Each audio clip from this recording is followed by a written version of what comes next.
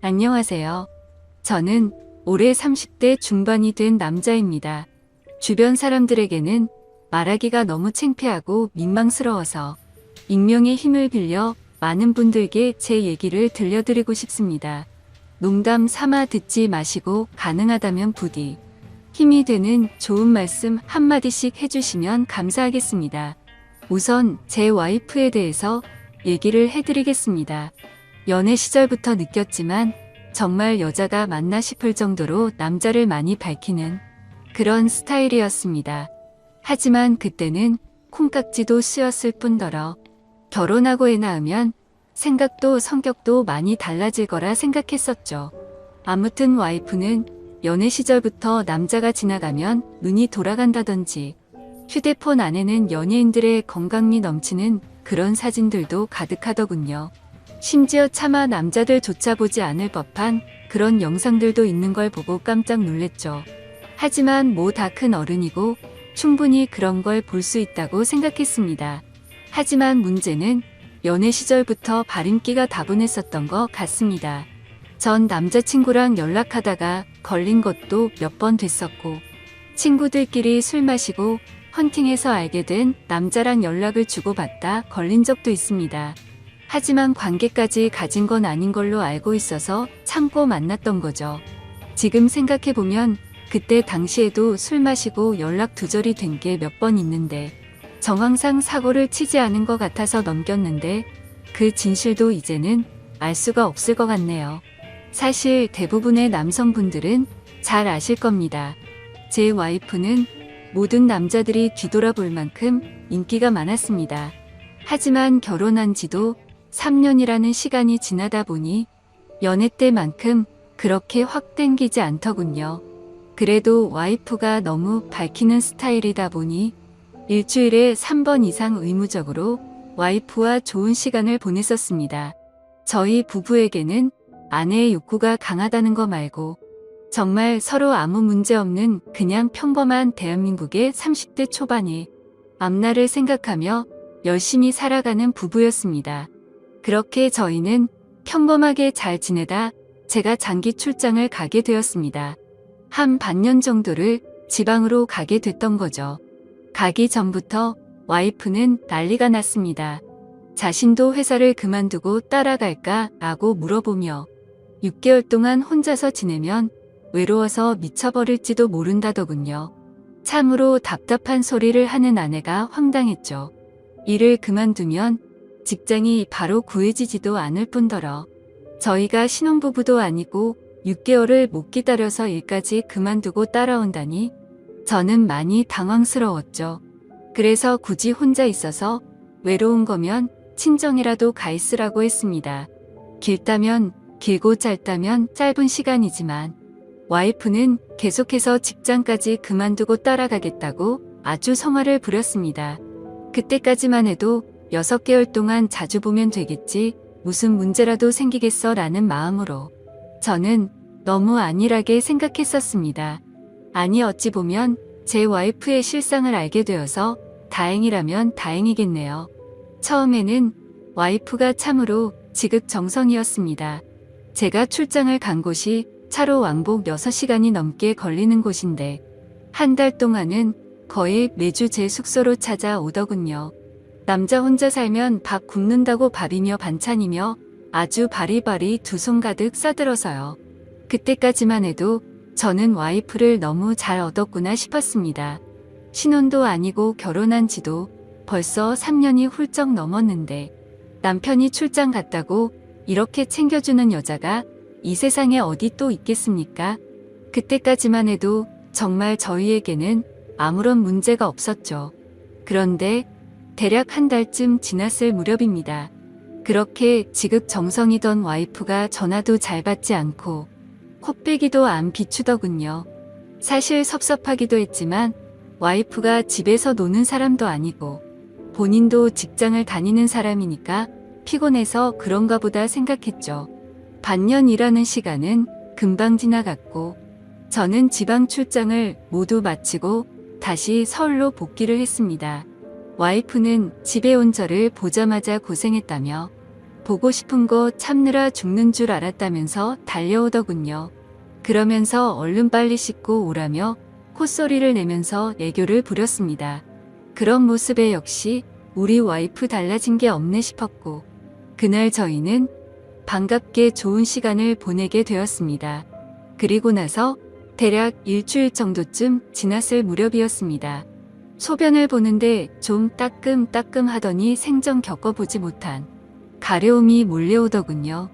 저는 처음에 뭘 잘못 먹어서 이런가 보다 생각을 했고, 밖에서 다른 짓을 한 적이 없으니까 병이 생긴 거라고는 생각조차 못했습니다. 병원에 찾아가기도 민망했었고, 그렇게 며칠 동안을 미루고 또 미루었죠. 하지만 시간이 지나갔음에도 점점 나아질 기미가 보이지 않았고, 오히려 이상한 분비물도 묻기 시작했고, 소변을 볼 때 통증은 더 심해지더라고요. 그래서 저는 결국 도저히 참기가 힘들어서 창피함을 무릅쓰고 병원으로 찾아갔죠. 병원에 갔더니 검사를 해보자 합니다. 의사 선생님은 분비물이 묻고 소변 볼 때 통증이 있고 가렵냐고 묻더라고요.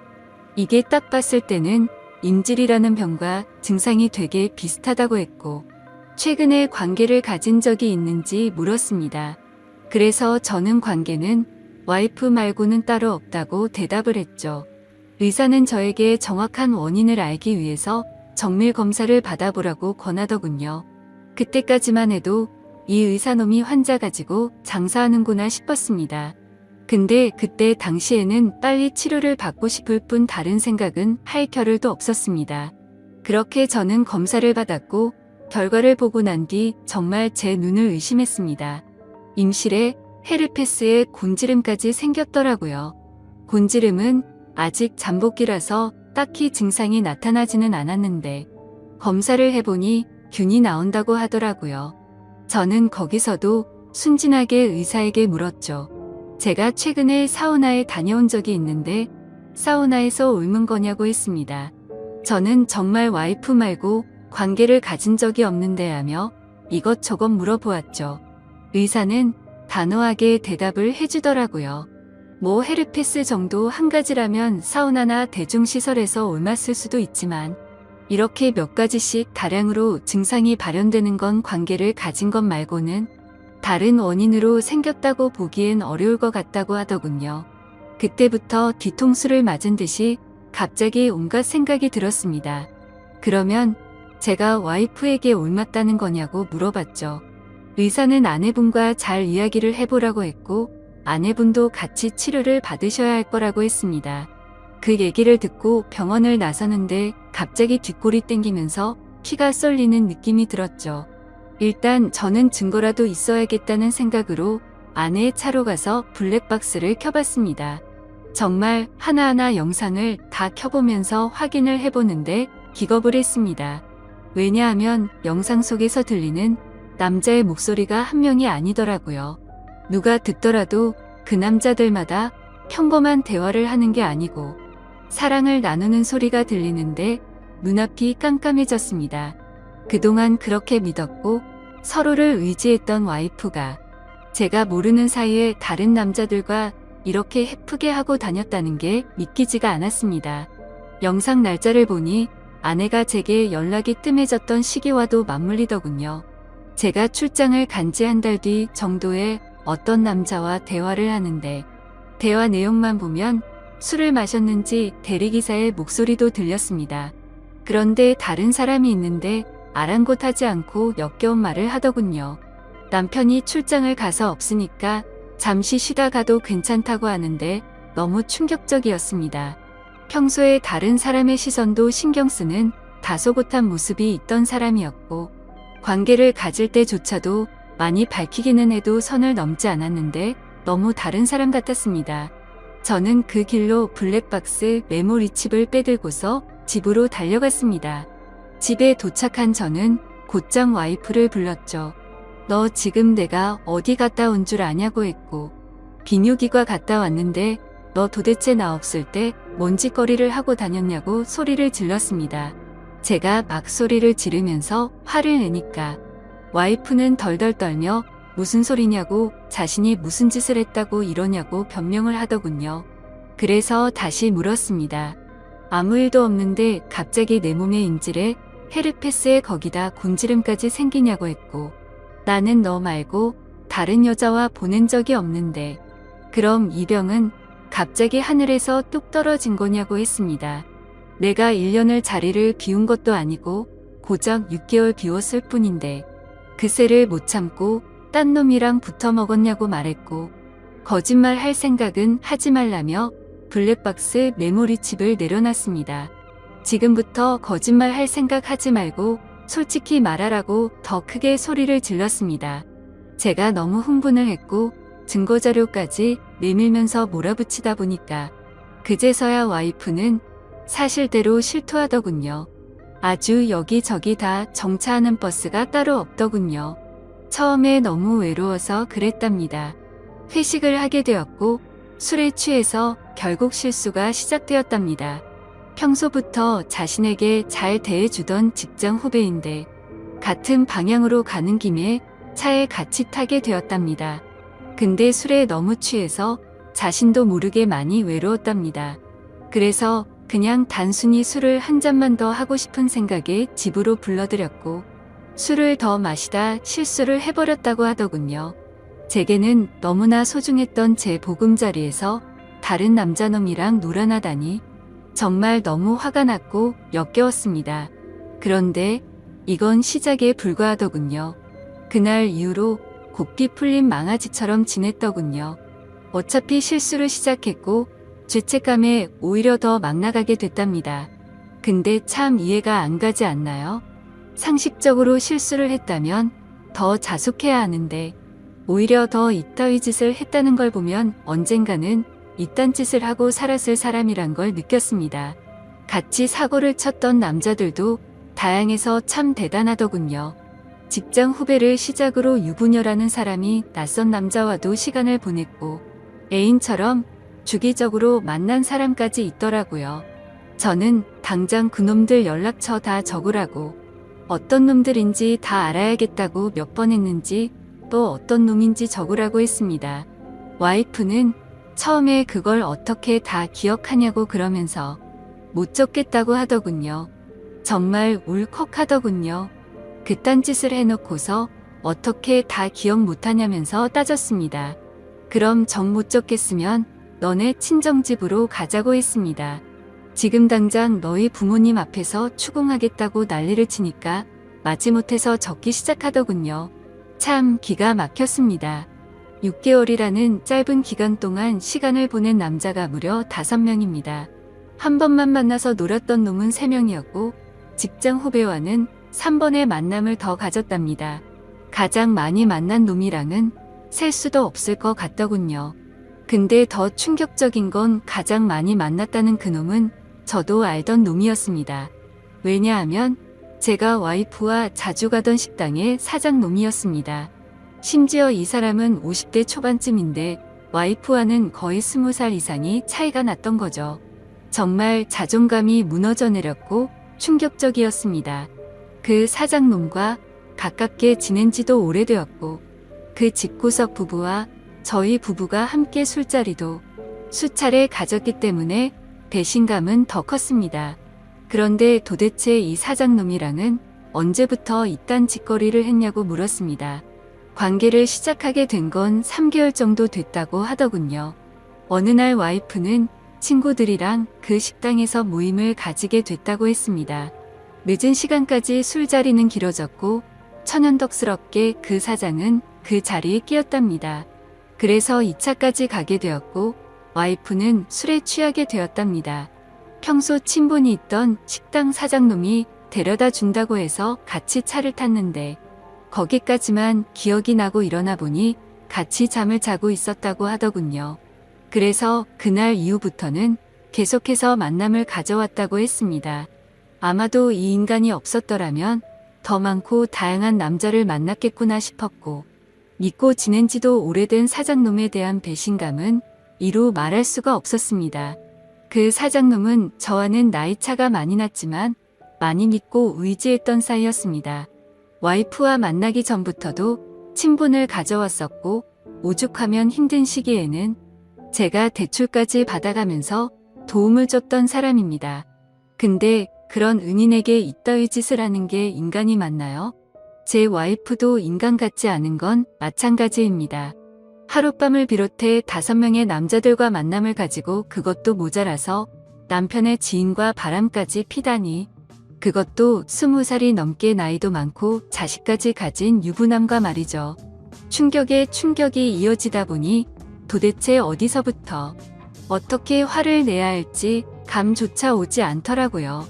그래서 일단 저는 당장 휴대폰 잠금을 풀라고 했고 카톡을 열어서 메시지 내용을 봤습니다. 그동안의 메시지 내용은 지웠는지 오늘 날짜로 읽지 않은 메시지가 하나 와 있더군요. 이제 민철이가 출장 갔다 왔으니까 못 보는 거냐는 둥. 앞으로 조심하면 되니까 우리 변하지 말자는 둥 역겨운 대화가 와 있더군요. 정말 너무 참담해서 말도 안 나오고 아무 생각도 들지 않더라고요. 그냥 분노에 휩싸였을 뿐 아무것도 보이지가 않았습니다. 그래서 당장 아내를 이끌고 그 사장놈이 하고 있는 식당으로 갔습니다. 식당 안에는 손님들이 있었고 그 사장놈의 아내도 함께 있더군요. 그런데 그때 당시 제 눈에 이미 보이는 건 없었습니다.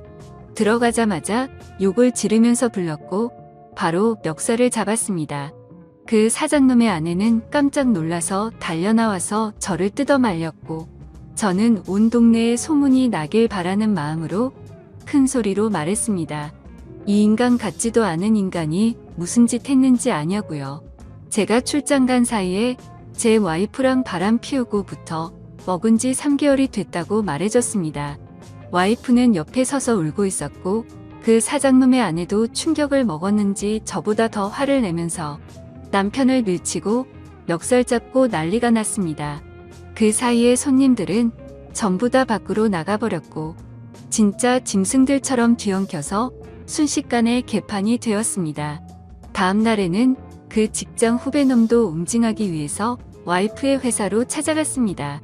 조금은 마음이 차분해져서 깽판을 치지는 않았고 다이렉트로 회사 대표와 만났습니다. 내 와이프가 여기 직장 동료랑 바람을 폈다.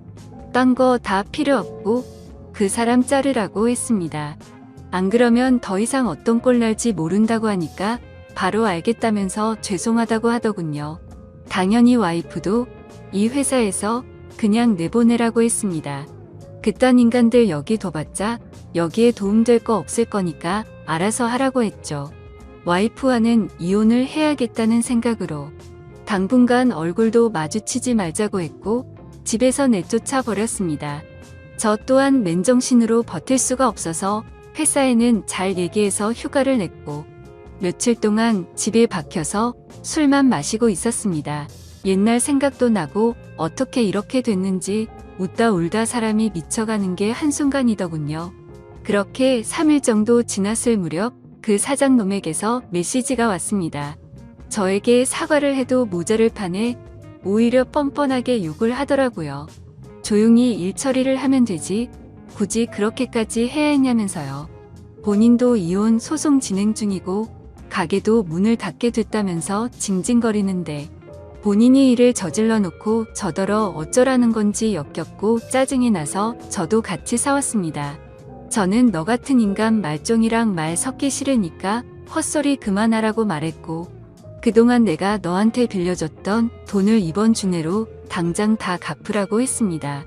그러니까 돈 없다면서 배째라고 말하더군요. 나이 50이 넘어서도 이따위 짓을 하는데 어떻게 이런 인간이랑 연락을 해오며 살았을까? 제 스스로에게도 화가 났습니다. 그때부터 이 인간 같지도 않은 놈이 저를 약올리기 위해서 비아냥거리기 시작하더군요. 제 와이프가 이렇게 해줬다 저렇게 해줬다부터 시작해서 또다시 저는 충격적인 얘기를 듣게 되었습니다. 참 파고 또 파도 끝이 없었네요. 너도 내 덕분에 이혼하게 된 걸 다행으로 알라면서 말하는데 지 친구놈과 셋이서도 어울렸다고 말하더군요. 진짜 이런 인간이었나 싶고 사람의 이중성에 환멸을 느꼈습니다. 와이프와 저는 연애 시절부터 결혼까지 거의 6년이란 시간을 함께 했습니다. 제가 알던 와이프가 맞나 싶을 정도로 또다시 큰 충격을 받았습니다. 이런 게 현실적으로 있을 수 있는 일인가 싶었습니다. 저는 곧바로 와이프에게 전화를 했고 이 말이 사실이냐고 물었죠. 그러자 한참을 말없이 가만히 있더군요. 그래서 저는 왜 말을 못하냐고 하니까 한숨을 쉬더니 적당히 하라면서 적반하장으로 짜증을 내더군요. 그러면서 내가 뭘 했건 이제 너랑 나랑 상관없는데 왜 자꾸 묻냐고 했습니다. 솔직히 당연히 이혼은 계속 진행했겠지만 조금이라도 고민을 안 했다면 거짓말이겠죠. 그만큼 많이 사랑했었기에 일말의 가능성을 생각했는데 전부 다 제 착각이었습니다. 아니, 오히려 다행이라고 생각해야겠네요. 마지막까지 제대로 된 실체를 보여줘서 미련 없이 끝낼 수 있겠구나 싶었으니깐요. 이렇게 말도 안 되는 사건이 일어난 지도 고작 일주일이 지났네요. 저는 지금 와이프와 이혼 절차를 밟고 있습니다. 와이프와 직장 후배 놈은 그 회사에서 잘리게 되었고요. 아직까지 해결이 안 된 문제는 그렇게 믿고 지냈던 사장놈입니다. 제게 빌려가서 갚지 않은 돈만 원금 2천만 원이 넘습니다. 이런 일은 태어나서 처음 겪다 보니 어떻게 해야 할지 머리가 어지럽네요.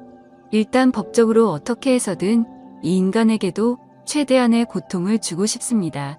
어떻게 해야 이 인간도 피눈물 흘리면서 후회할 수 있게 만들 수 있을까요?